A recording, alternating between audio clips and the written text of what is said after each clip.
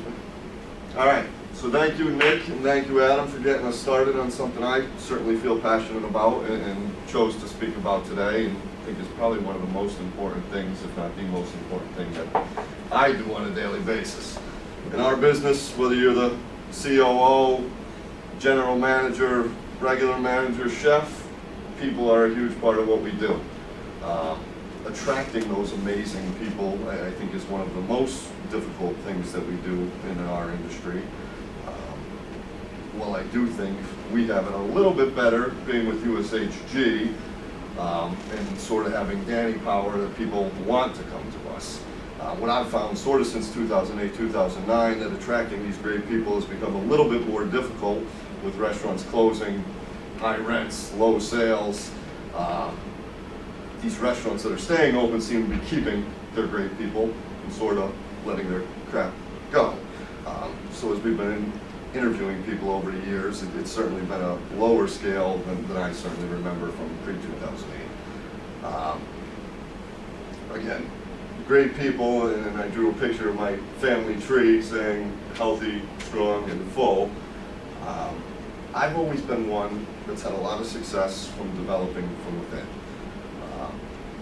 Homegrown, as I like to call them, sort of the mantra of the tree, and again, been successful hiring from the outside, but way more successful promoting from within and developing from within. I thought I'd quickly share a story of a young lady that started with me 15 years ago now. I'm trying to think exactly where she's from. Salvadorian girl, had just come over here, spoke zero English. Came to me as we bought a new restaurant and we're turning over the staff, trying to change the restaurant, and applied for a job. I had a translator friend sitting there. She filled out her paperwork, liked her, seemed energetic, hired her. Slowly worked her way through the ranks. She started as a dishwasher. Moved to prep after about a year, still very broken English at best.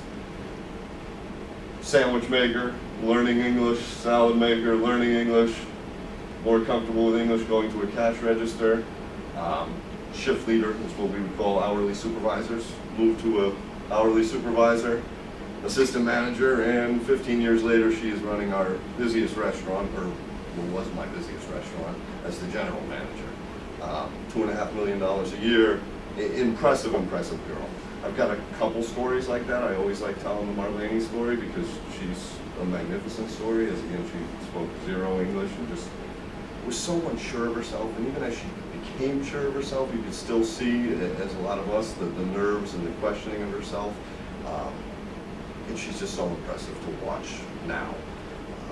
So my theory of developing from within, is proven very good for me, and still believe it to this day. Well, a healthy, strong, and full family tree is important. This bench that I have down here on the bottom is just as important. People win the lotto. People get hit by buses. People move on. And having that bench, per se, is certainly something super important because we don't want to get caught. I've been a believer that when we're hiring because we need to hire, you're already behind the 8 ball and sort of in trouble. So keeping that bench, and that bench is truthfully how I came to USHG. I had reconnected with a gentleman that I trained as a GM 12 years prior. Hadn't talked to him in about 11 years. He reached out to me knowing where I was living and just said, let's catch up. We grabbed a beer, we caught up. He said, I might have something for you. Literally 9-10 months down the road after I met him for that beer, it's funny how things work, and I'm a firm believer that I'm meant to be with this company because how the timing worked out and everything. It was a point in my life that I was just ready for a change. This was an awesome change, and Joe called me up and said, hey John, you ready? Couldn't have been more perfect. So I'm absolutely ready. Talked to him for 3 weeks, 4 weeks, sort of hung me on the line, and then next thing you know, he's sending me an offer letter, and the rest is history. My birds, my happy birds, and I'm glad you drew them the same way. Birds of a feather fly together is something you'll hear me say often. When I've had amazing employees and I needed more amazing employees, my great birds are who I went to first and said, you know, somebody that wants to work. you got a friend, you got a mother. I know that can get a little tough at times to family members, but I've had some success with it. So you that work with me will hear me say birds of a feather fly together. And will hear me talk about a family tree, and will hopefully see me grow my family tree in this company very shortly, and then come up with my own team and my own squad. I like to talk about sports often and refer things back to sports. I'm a regular person to talk about Bill Belichick and the Patriots and the Patriots mantra. I just think it's amazing what they do. They show that you don't need the greatest player in the world to form that team. And every orientation I've ever done, I think Moy has been a part of one. I spend about 5 minutes talking about the Patriots, and I usually end up with a do your job. It gets a smile out of everybody that knows what I'm talking about. It gets a message through the people that don't really get sports or get the Patriots and the Bill Belichick theory. But if we have those great people, we don't need so many superstars. We can all come together, do our jobs, and become a great team.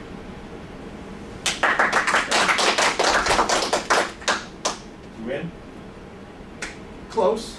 How could you get closer? A little less fidgety, a little more planned out. Yeah. Audience comments. He was talking more to the tree than You noticed that. focusing Yeah. when he was. Yeah, you wasted a little bit of time.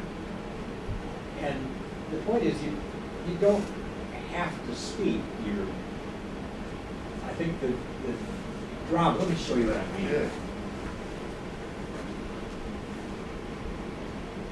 A number of times you were here. So what we're talking about is healthy, strong, and full, as opposed to three things. Healthy, strong, and full. Then you're down here at the bench. What I'm showing you here is my bench. And then I never want to waste talking unless I'm in someone's eyes and I'm gaining something. Because it allows you to sneak away from me. If I'm not looking at you, someone's trying to get out the door now, or their thumbs are beginning that twitch. Check the iPhone. I'm not going to let that happen. What I have here is healthy, strong, and on you go. So there's that. I feel your passion, but I want you to close me more as an audience member. Not me, I mean everybody in here. Let's take you to the position, start again, and you're a little bit turned here, where I would encourage you to, and I'm taking the throw, the athletic stance, square to my audience. Do that. Give us a couple of more minutes. And every single point you make, get something back from the eyes. I don't care how slow you have to go. Giant pauses. Let's really feel the depth of your emotion. Okay? Good.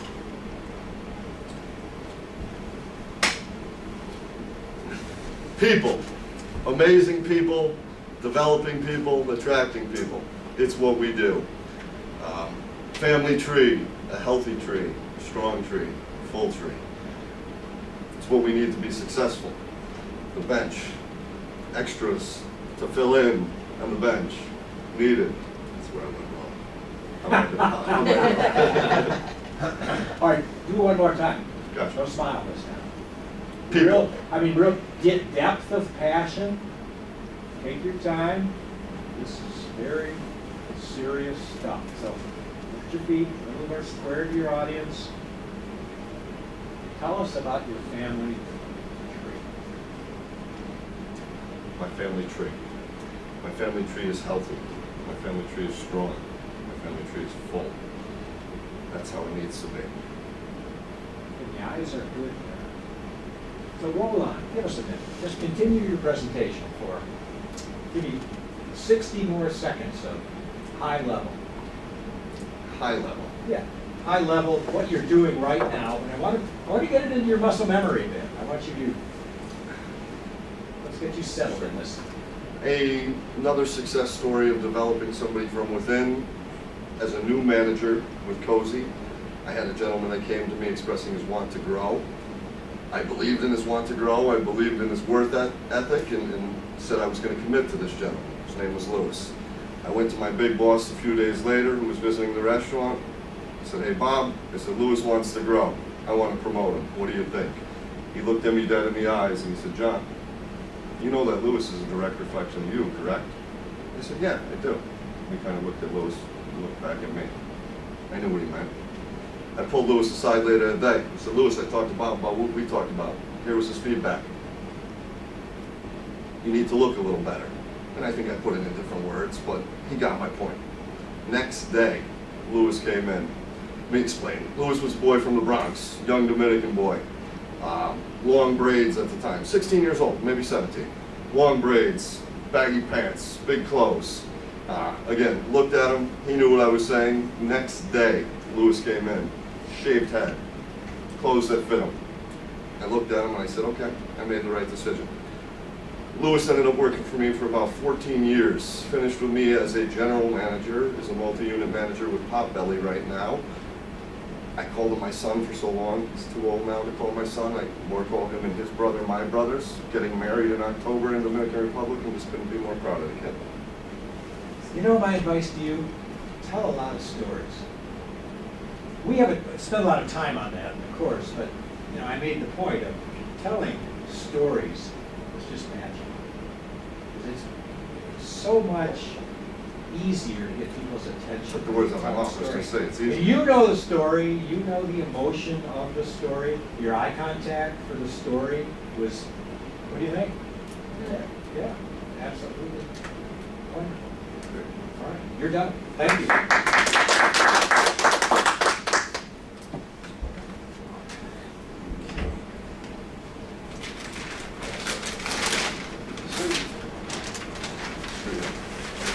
I'll sign it for you later.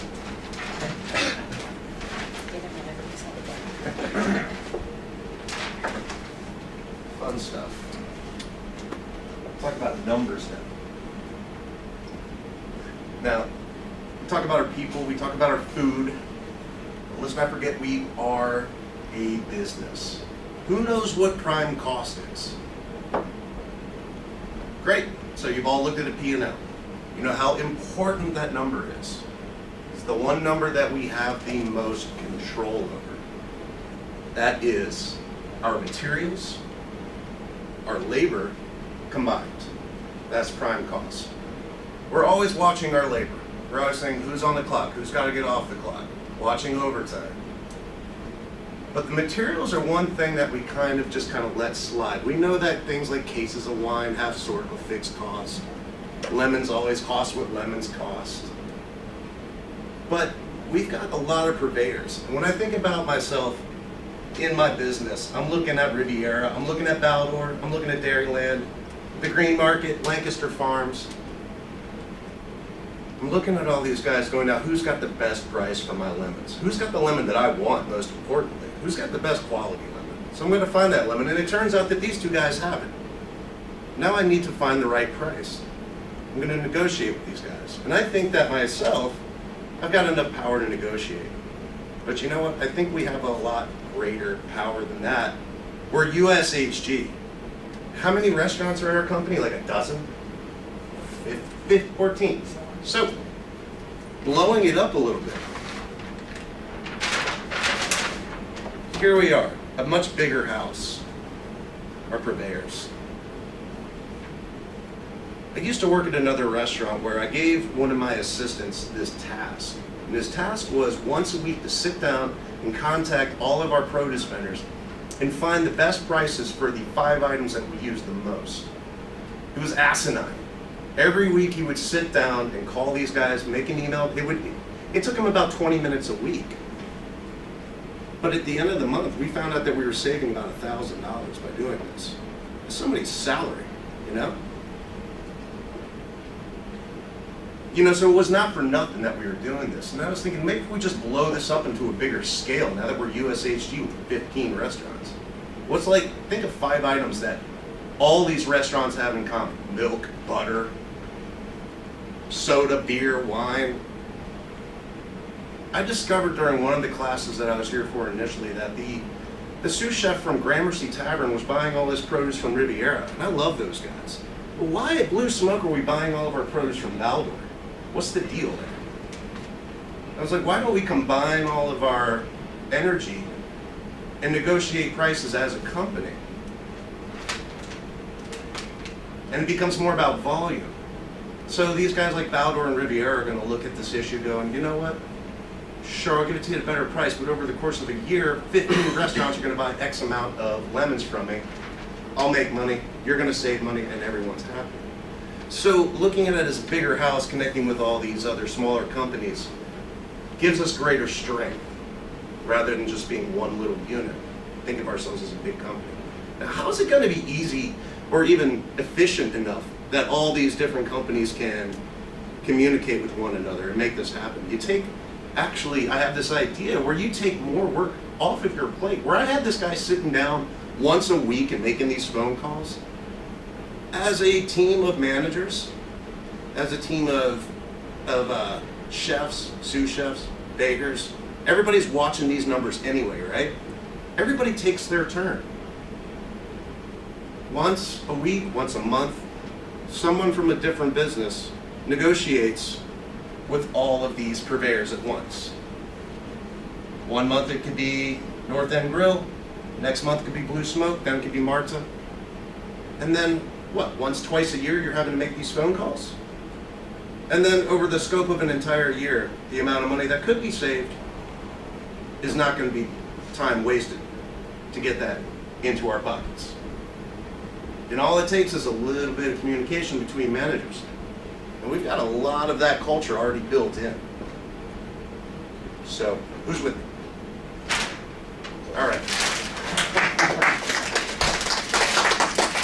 You ready? I think maybe. I Okay. think I might have sold something. I was gonna say, I think I sold an sold idea rather than the whole concept. Audience comments? Sold me. I want to put that other chart behind it. That's, so Yeah, that- I Get it out of really, here. I Yeah. really want to put it right there. so that you don't move, So that go if you back up, backwards. you knock it over. Yeah. Ah, Because when you did, Yeah, from you're where we're hiding. sitting, Yeah. you like hid behind it. When you were up here, Kidding. you Yeah. actually like, without saying anything else, you got our attention more. Yeah. And then you went back there, it was like, where are you going?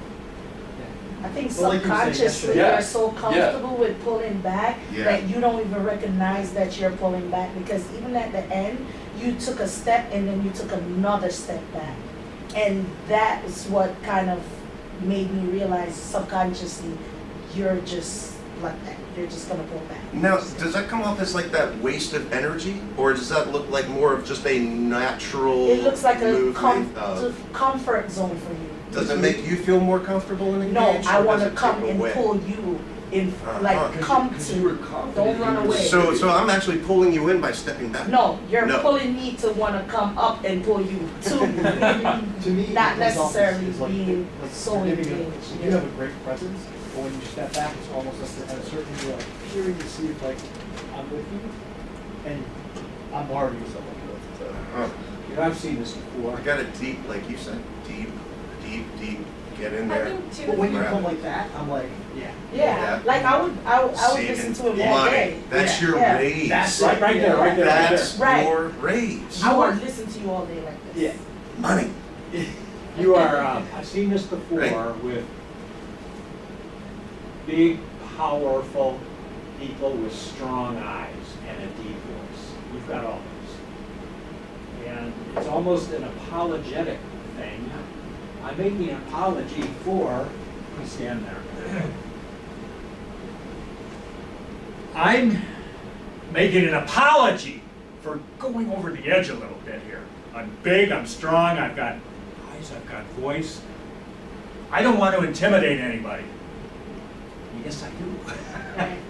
And for you, it's always like, I'm gonna take it easy on these people. I'm gonna go backwards a little bit. Yeah. So, Forget that. I mean, that point where you hit us with all the points of why these restaurants should get together and do some purchasing. These guys are the futures of CEO, CFO. But anyway, I want you to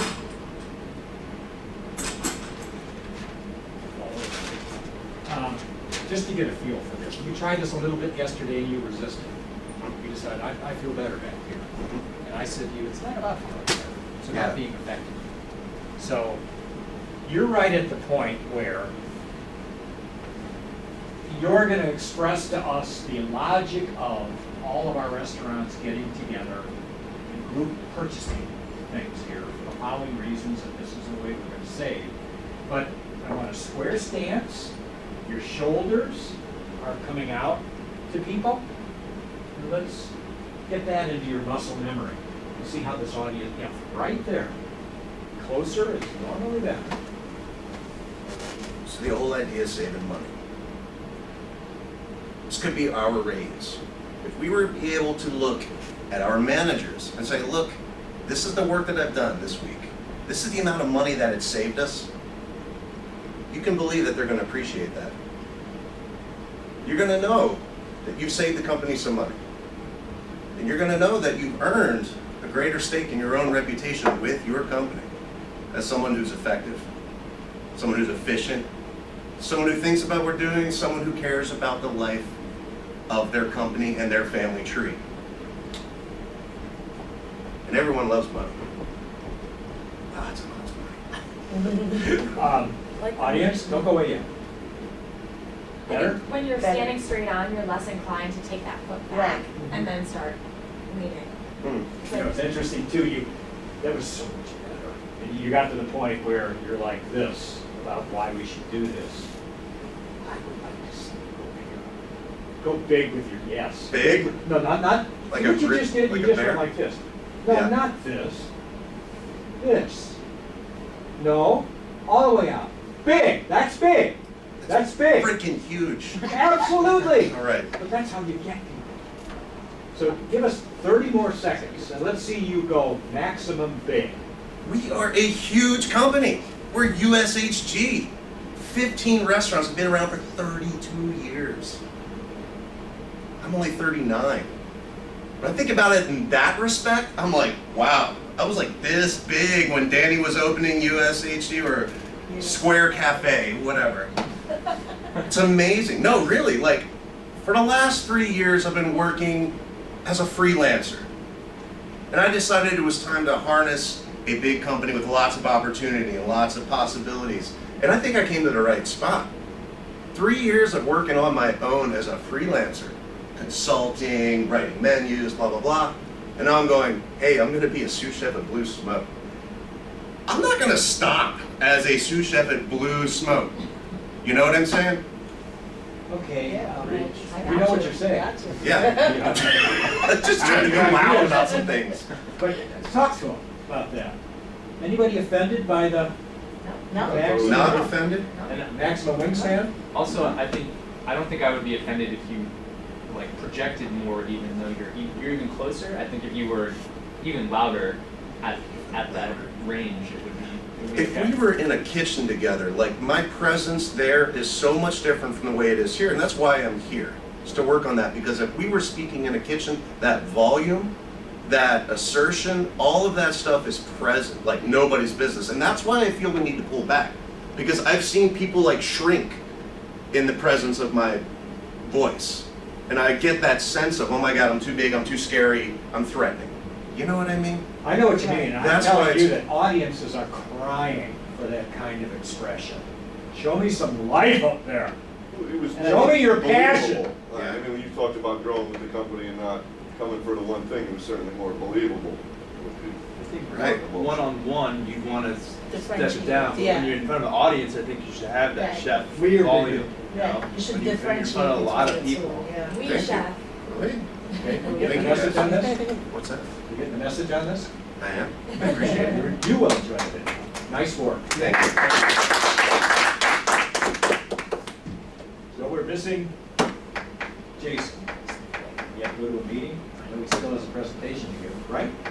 Yeah. He said he'd be back. He's not back yet. But It's around here somewhere. could it be? Come on in.